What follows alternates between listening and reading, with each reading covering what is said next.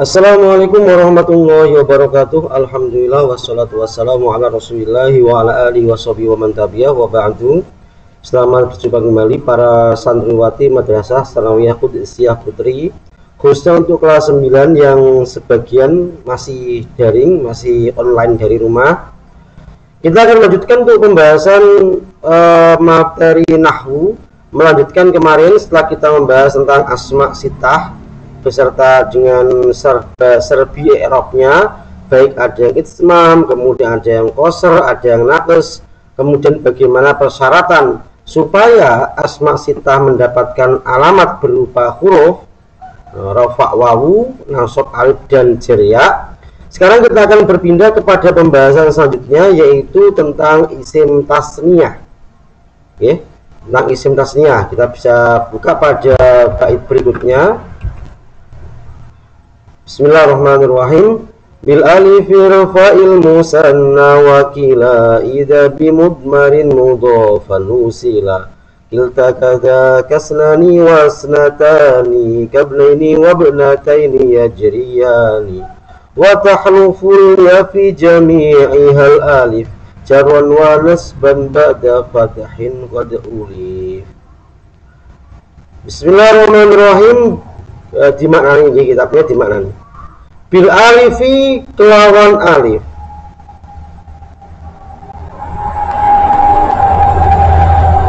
Bil alifi kelawan alif irfa ngafakno sapa sira al musanna ing isim tasniyah. Irfa ngrafakno sapa sira al musanna ing isim tasniyah wakila lan ing lafat kila. Idza bimudmarin nalikane kelawan isim domir. Idza bimudmarin nalikane kelawan isim domir mudhofan halatin mudhofaken, mudhofan halatin mudhofaken usila disambung apa domir, usila disambung apa domir. Kilta utai lafat kilta kadzaka iku kaya mengkono-mengkono kila. Kilta utai lafat kilta kadzaka iku kaya mengkono-mengkono kila. Isnani utai lafat isnani wasnatani lan lafat isnatani kabnaini kaya lafat ibnaini wabnataini lan lafat ibnataini yajriyani lumaku karone isnani lan isnatani. Yajriyani lumaku atau berlaku, yajriyani iku lumaku apa karone isnani lan isnatani. Wa tahlufu lan ganteni alya ing ya. Wa tahlufu lan ganteni maaf ya, wa tahlufu lan ganteni al ya'u apa ya. Saya ulang, wa tahlufu lan ganteni al ya'u apa ya fi jami'iha ing dalem sekabehane musanna, fi jami'iha ing dalem sekabehane musanna al alifa ing alif, al alifa ing alif jaron ing dalam tingkah jar wa nasban lan ing dalam tingkah nasab ba'da fathin ing dalam sa'use fathah, ba'da fathin hal tetap ing dalam sa'use fathah qad ulifa kang teman-teman dilakokaken apa alif, qad ulifa kang teman-teman dilakokaken apa alif. Oke, selanjutnya kita akan membahas tentang isim tasniyah. Semoga masih ingat dengan pengertian ya, ketika masih di kelas 7. Nah, isim tasniyah adalah isim yang menunjukkan makna dua atau bentuk kedua dari sebuah mufrad ya, kuantitas atau dua berjumlah dua dengan tambahan alif nun ketika rofa, ya nun ya nun ketika nasab dan jar. yang bisa dipisah menjadi dua bentuk mufrad yang sama. Kenapa ada dipisah jadi dua bentuk mufrad yang sama? Karena tasniyah ini ibaratnya dua kata yang sama kemudian diatofkan. Contohnya rajulun, rajulani, berarti isinya rajulun wa rajulun. Umpamane jaa rajulani, teko sapa wong lanang loro. Nah, lafaz rajulani ini kalau dipecah isinya adalah rajulun dan rajulun. Nah, untuk menyederhanakan penyebutan dua laki-laki, maka digunakanlah lafaz tasniyah. Nah, berarti lafaz bentuk tasniyah ini misalnya digunakan untuk menggantikan sesuatu yang berjumlah dua. Tadi contoh lagi Zaidun, Az-Zaidani, Zaid loro, ada dua orang Zaid. Nah, berarti Zaidan di sini ada dua entitas, yang satu Zaidun, yang satunya Zaidun. Makanya untuk lafaz-lafaz yang mempunyai makna dua tapi tidak bisa dipisah menjadi dua mufrad yang sama, nanti tidak dimasukkan dalam isim tasniyah. Baik, dikategorikannya nanti ya lafdzul musanna, lafaz yang mempunyai makna dua tapi tidak disebut isim tasniyah. Nah, nanti di belakang insya Allah akan kita jelaskan lebih lanjut. Nah, untuk isim tasniyah sendiri ini, karena tadi bentuk kedua dari sebuah isim, bentuk pertama adalah mufrad atau kata dasar, kemudian bentuk keduanya ada tasniyah. Nah, sebuah mufrad atau sebuah kata tunggal itu bisa ditasniyahkan dengan memenuhi beberapa kriteria atau syarat. Ini adalah syarat isim tasniyah. Jadi setiap lafaz mufrad yang memenuhi syarat yang saya sebutkan nanti ini maka disebut isim tasniyah. Isim tasniyah pure atau murni isim tasniyah karena lolos persyaratan, diverifikasi lolos. Nah, syarat ini terkumpul dalam sebuah bait nadom. Ada dua bait nadom di sini. Syartul musanna ayyakuna mu'raba wa mufradan munakaron marukiba muwafiqan fil lafzi wal ma'na lahu mumathilun lam yugni anhu ghairuhu. Nah, ini adalah syarat dari isim tasniyah, ya. Berarti isim tasniyah itu disebut isim tasniyah kalau mufradnya memenuhi persyaratan berikut. Nah, syarat isim tasniyah yang pertama ayyakuna mu'roban, ya. Yang pertama yaitu berupa isim mu'rob. Berarti untuk isim-isim yang masuk kategori mabni yang kemarin jumlahnya ada 6, ya. Isim-isim yang masuk kategori mabni secara otomatis sudah gugur dan tidak bisa dijadikan isim tasniyah, ya. Tidak bisa dijadikan isim tasniyah. Ya, karena syarat dari isim tasniyah harus berupa lafaz atau isim yang mu'rob. Berarti isim domir, isim isyarah, isim mausul, isim istifham, isim syarat dan isim fi'il itu tidak memenuhi kriteria dan tidak bisa ditasniyahkan. Walaupun mungkin mereka punya bentuk dua. Contohnya isim isyarah punya dani atau isim mausul punya al-ladani, tapi itu semua tidak bisa disebut sebagai isim tasniyah. Kenapa? Karena yang saya sebutkan tadi isim-isim itu masuk kategori mabni. Kemudian yang kedua wa mufradan, yaitu berupa lafaz mufrad, bukan tasniyah, bukan jamak. Jamak tidak bisa ditasniyahkan karena dia sudah banyak. Kalau ditasniyahkan berarti banyaknya 2 kali lipat, tetap jamak, ya. Kalau ingin membuat lafaz tasniyah, ya maka dimufradkan dulu baru ditasniyahkan. Atau tasniyah ditasniyahkan juga enggak ada.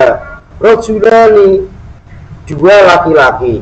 Sampai tasniyahkan berarti 2 laki-laki tambah 2. Kalau pakai logika matematika berarti yang jadinya 4. Bukan lagi tasniyah tapi masuk ke ranah jamak. Makanya yang bisa jadi tasniyah itu adalah kata tunggal atau kata dari kata dasar kemudian dirubah menjadi dua.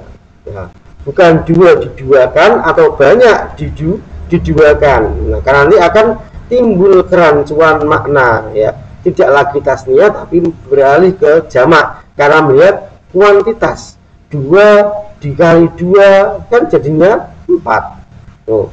Apalagi yang jamak 3 ditambah 3 jadinya 6. Nah, jadi tidak bisa, ya, lafaz tasniyah atau lafaz yang sudah berbentuk jamak tidak bisa ditasniyahkan. Kemudian yang selanjutnya wa munakkaron, yaitu berupa isim nakiro. Ya, isim nakiro itu kalau secara mudahnya adalah isim yang bermakna umum. Ya, isim yang bermakna umum itu disebut sebagai isim nakiro. Berarti kalau sudah bermakna khusus maka tidak bisa ditasniyahkan. Ya, itu mafhumnya seperti itu. Berarti kalau isim ini masuk kategori ma'rifat, apa itu ma'rifat? Ada isim dhamir, isim alam, kemudian ada isim isyarah, ada mausul, ada yang memasukkan al, kemudian mudhof kepada salah satu dari yang saya sebutkan. Nah, itu maka tidak bisa ditasniyahkan. Kemudian yang keempat yaitu marukiba, yaitu tidak berupa susunan tunggal. Oke, berarti ya bentuknya ya kayak gini, satu kata atau satu kalimat atau satu lafaz. Berarti kalau ada lafaz yang berbentuk susunan maka tidak bisa ditasniyahkan. Ya, lafaz tersebut tidak bisa ditasniyahkan. Contohnya Abdullahi umpamanya, nggak bisa ja'a Abdullahani, nggak bisa. Ya. Jadi yang bisa ditasniyahkan adalah lafaz yang berbentuk tunggal atau satu, tidak berupa susunan. Kemudian yang selanjutnya yaitu muwafiqun fil lafzi, cocok lafadznya. Nah, seperti yang saya sebutkan dalam pengertian di atas, berarti lafadznya cocok. Zaidani ketika dimufradkan ya zaidun dan zaidun, rajulani rajulun dan rajulun. Kalau ketika dipisah, dipecah jadi bentuk mufrad kok tidak menjadi dua yang sama, lafadznya enggak sesuai, maka tidak bisa disebut sebagai lafaz tasniyah. Contoh abawani, dua orang tua, ya. Nah, contoh umpamanya abawani. Nah, lafaz abawani ini juga menunjukkan makna dua orang tua. Tapi ketika dipisah ternyata isinya yang satu adalah abun, yang satu adalah umun. Nah, ini berarti tidak muwafiq fil lafzi atau lafadznya tidak sama, tidak cocok. Nah, maka lafaz-lafaz model abawani seperti ini tidak bisa disebut isim tasniyah kayak gitu. Kemudian yang selanjutnya yang nomor 6 yaitu wal makna, yaitu cocok maknanya, dalam artian yang diharapkan dari kedua makna ini sama. Umpamanya ada lafaz asadani, 2 ekor macan. Ini dari asadun dan asadun. Macan satu, macan dua, atau singa satu, singa dua. Nah, lafaznya udah cocok. Tapi kalau yang diharapkan dari yang satu adalah hewan yang bernama singa dan yang kedua adalah laki-laki yang pemberani, nah maka tidak bisa disebut sebagai isim tasniyah. Berarti selain lafadznya sesuai ketika dimufradkan itu dua lafadz yang sama, maknanya juga sesuai, sama-sama hakikatnya gitu guys, sama-sama hakikatnya. Asadani, 2 ekor macan. Tapi kalau yang dimaksud adalah macan satu dan orang yang gagah berani, maka lafadz asadani tidak bisa disebut sebagai isim tasniyah. Berarti lafadz asadani yang punya 2 karakter ini ya bermain di 2 kaki. kalau yang dimaksudkan adalah dua lafadz bermakna sama, lafadznya sama dan maknanya juga sama, tasniyah. Tapi kalau yang dimaksudkan dua lafadz ini isinya berbeda atau maknanya berbeda, maka tidak dimasukkan dalam tasniyah. Kemudian yang selanjutnya lahu mumasilun, lahu mumasilun atau mempunyai kembaran, barangnya lebih dari satu. Berarti barang-barang yang hanya ada satu di dunia tidak bisa ditasniyahkan. Contohnya Ka'batun, Ka'bah, nggak boleh ditasniyahkan jadi Ka'batani, karena Ka'bah ini hanya ada satu di dunia. Pokoknya untuk barang-barang yang hanya ada satu, limited edition, hanya ada satu tok, nah itu tidak boleh ditasniyahkan. Kemudian yang terakhir, lam yughni anhu ghairuhu, tidak butuh lafadz lain untuk menunjukkan makna tasniyah. Jadi sudah cukup dengan lafadz tasniyah ini, tidak perlu atau tidak menggunakan lafadz yang lain. Zaidun satu, Zaidun dua, Zaidani. Berarti dia dengan lafadz sendiri atau dengan lafadz dasarnya bisa dirubah menjadi tasniyah dan menunjukkan makna dua. Berarti kalau ada lafadz yang menggunakan lafadz lain untuk menunjukkan arti lipatan atau dua, maka tidak dinamakan tasniyah, tidak bisa ditasniyahkan. Lafadz tersebut tidak bisa ditasniyahkan. Contoh wahidun, wahidun satu. Nah, untuk ke bentuk dua tidak kok wahidani, tapi dia sudah punya isnani. Baik lafadz wahidun tidak bisa ditasniyahkan karena bentuk tasniyahnya sudah direbut oleh lafadz lain, yaitu isnani. Sama juga lafadz salasatun tidak bisa ditasniyahkan, tidak bisa jadi salasatani, karena lipatan tiga itu sudah punya kata tersendiri, yaitu sitatun, 6.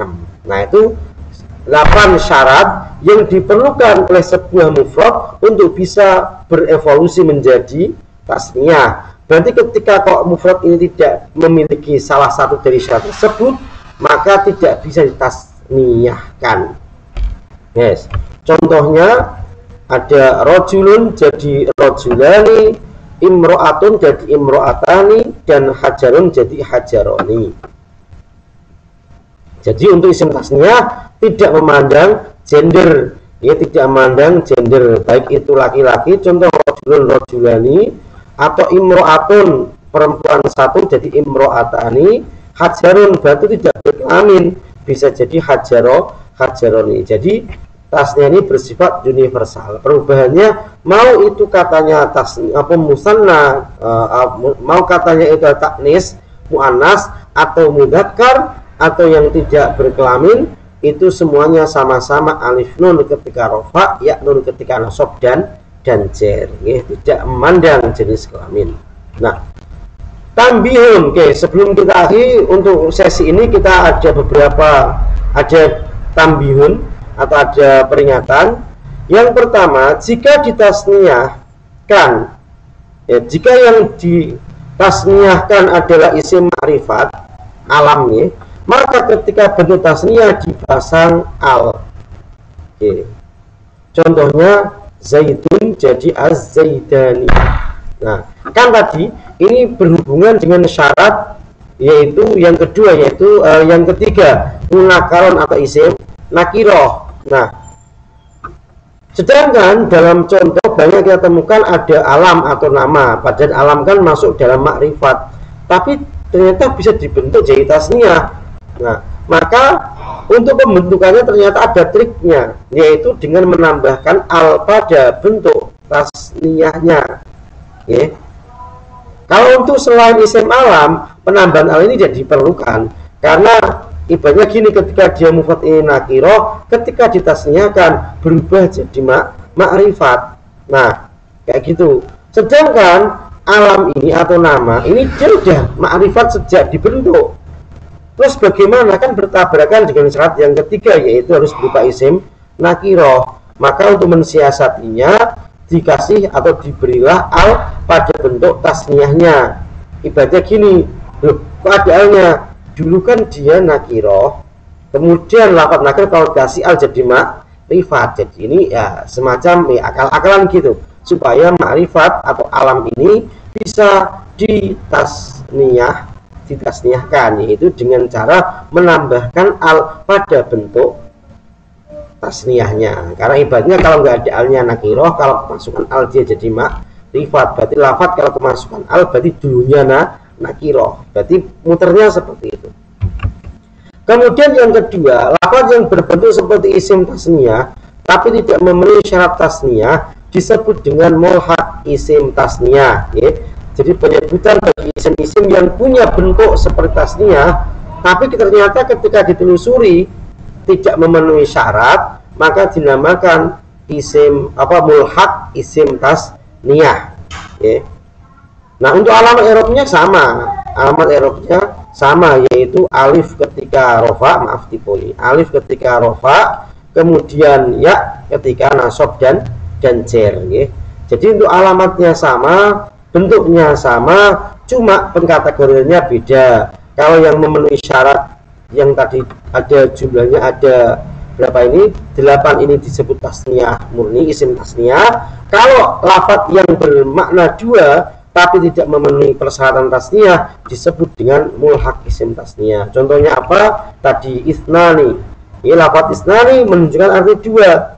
Tapi dia ketika dipecah ternyata tidak bisa, kan nggak ada isnun dan isnun.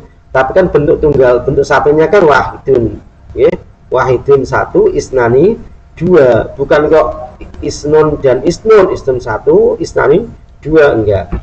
Ada lagi tadi abawani yang sudah saya singgung, karena walaupun bentuknya tasniyah tapi ternyata kata dipecah bisa, tapi isinya berbeda, ada abun dan umun. Ada lagi kilahuma. Nah, ini contoh dari perwakilan dari mabni kilahuma.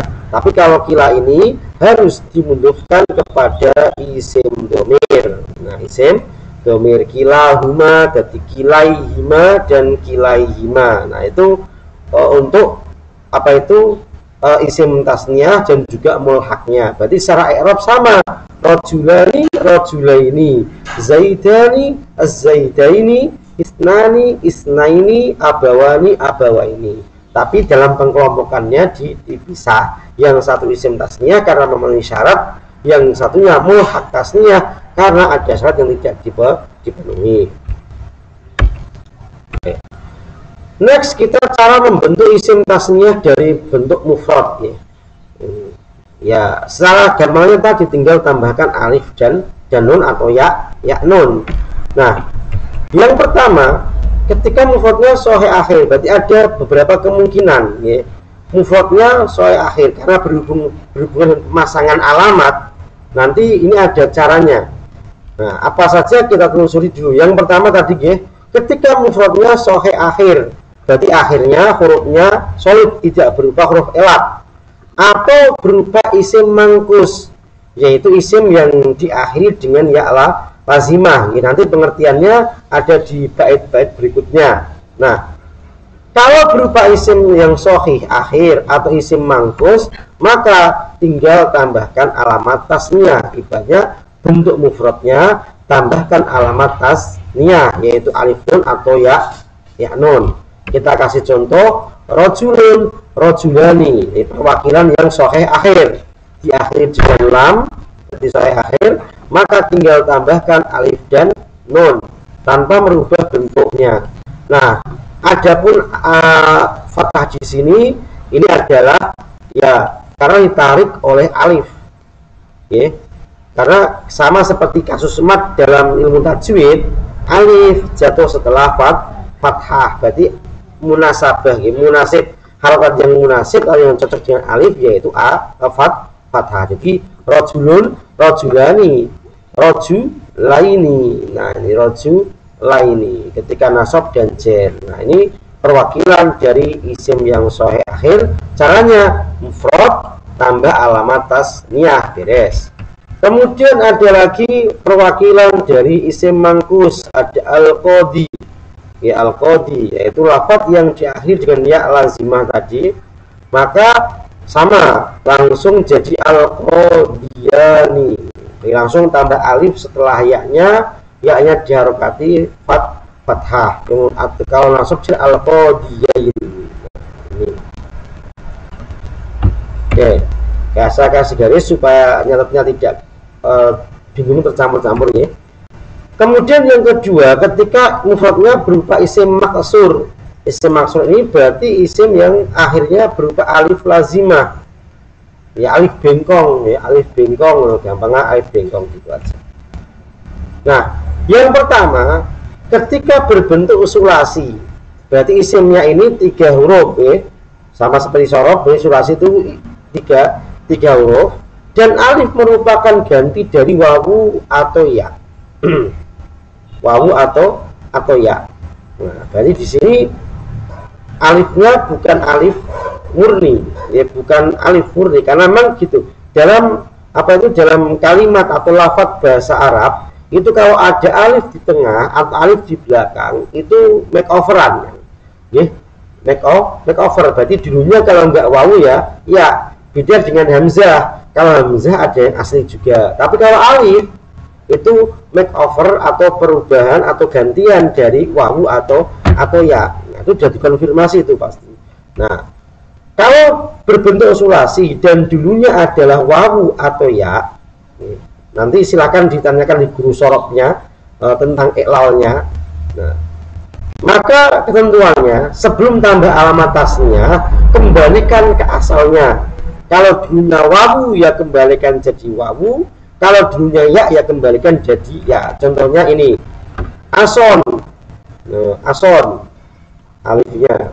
Nah, karena ason ini dulu adalah alifnya merupakan gantian jadi wawu, asowa gitu ya, asowa, maka kembalikanlah dulu alifnya ke wawu. Nah, ini wanya, jadi asowa, kemudian baru tambahkan alamat tasnya, jadinya asowani. Ketika nasab jar sama, kembalikan ke aslinya. Nah, ya, wa, kemudian tambah ya nun aso wa ini. Begitu juga kalau dulunya ya, contohnya fatan. Fatan ada alifnya, jadinya fata ya dulu dikembalikan ya-nya, kemudian tambahkan alamat tasnya yaitu alif nun. Ketika nasab jar juga sama, ya-nya dikembalikan, nah kemudian tambahkan ya nun. Nah, untuk mengetahui apakah alif itu dulu wawu atau ya bagaimana? Nah, deteksi yang paling sederhana adalah lihat pada bentuk alifnya. Kalau bentuk alifnya berdiri, nah, ini umumnya dulunya wawu. Ya, kalau bentuk alifnya berdiri, umumnya dulunya wawu. Kalau bentuknya bengkong atau bentuknya kayak ya gitu, nggak ada titiknya, maka dulunya adalah ya. Dulunya adalah ya. Ini kalau posisinya di akhir ya. Kalau di tengah sama ngaduk semua, ba'a ya podo. Nah, itu kayak gitu. Jadi deteksi awalnya apakah ini ya atau wawu ketika disulasi gitu. Ketika kok ya-nya berdiri tegak, ya alifnya, maksudnya alifnya itu alif yang pakai alif normal gini berdiri, maka ini dulunya wawu. Kalau yang bengkong kayak gini, nah dulunya ya, itu deteksi mudahnya. Ya, detailnya bagaimana nanti bisa ditanyakan ke guru sorofnya ya, pada guru sorofnya. Kemudian yang kedua, kalau lebih dari sulasi bagaimana? Berarti maksur, tapi dia lebih dari 3 huruf, maka alif diganti ya secara mutlak. Ya. Mutlak di sini dalam artian nggak peduli dulunya wawu, nggak peduli dulunya ya. Berarti kalau isim maksurnya bentuknya lebih dari 3, maka alifnya maksurnya, alif maksur itu diganti dengan ya, kemudian baru ditambahkan alamat tasnya. Contohnya hublayani. Nah, hubla ini 4 huruf ya. 1, 2, 3, 4. Nah, karena berbentuk lebih dari sulasi, maka alifnya di sini kita ganti dengan ya. Ya, hubla jadi hublayani, kemudian tambahkan alif tasnia, alamat tasnia. Contoh lagi Mustafa. Mustafa. Nah, Mustafa ini lebih dari 3, 5 mai 1, 2, 3, 4, 5. Maka alif maksurnya di sini langsung kita ganti ya, kemudian tambahkan alamat tasnia. Jadi Mustafa, Mustafayani atau Mustafayaini. Nah, bukan kok Mustafani enggak ya, tapi dikembalikan apa diganti dulu jadi ya, baru tambahkan alamat tasnia. Nah, kemudian yang ketiga, kalau memiliki 2 asal, dalam artian ini kayak punya apa kayak khunsa ya, punya kelamin ganda, berarti dia di Arab atau di dalam bahasa Arab berlaku punya 2 asal, ada yang wawu dan ya, dan kedua-duanya berlaku. Berarti ini ya lafaz-lafaz sama ini yang ketika dicek ternyata orang Arab kadang menggunakan wawu, kadang menggunakan ya sebagai asal dari alif tersebut. Maka bagaimana? Ya kembalikan ke asalnya ya. Tapi ini opsional, kan tadi asalnya 2, berarti ya pilihlah antara wawu atau dikembalikan ke wawu atau dikembalikan ke ya, baru tambahkan alamat tasnia. Contoh rohan. Rohan ini termasuk kata yang punya 2 asal, makanya bisa rohawani ya, alifnya dikembalikan jadi wawu sebagai asal yang pertama, baru tambahkan alamat tasnia. Atau dikembalikan jadi ya sebagai ya sama-sama aslinya juga. Rohan bisa rohaya. Nah, ya tambah alif nun atau tambah ya nun. Jadi, rohan itu bisa rohawani, bisa rohayani. Tapi ini hanya berlaku pada lafaz yang memang dari sononya itu punya 2 asli, 2 bentuk asli. Kalau yang lainnya ya bisa dikiaskan, ini nggak bisa kita asal ason kang, berarti bisa asowani, bisa asoyani, kan bisa jadi itu aslinya 2, enggak ya. Berarti untuk kata-kata untuk yang ketiga ini memang memerlukan tadi konfirmasi apakah ini memang punya 2 asal atau enggak. Oke, untuk itu ya isim maksud. Kemudian yang terakhir, ketika berupa isim mamdud. Isim mamdud itu isim yang akhirnya berupa hamzah ya, atau kalau bahasa alif mamdudah.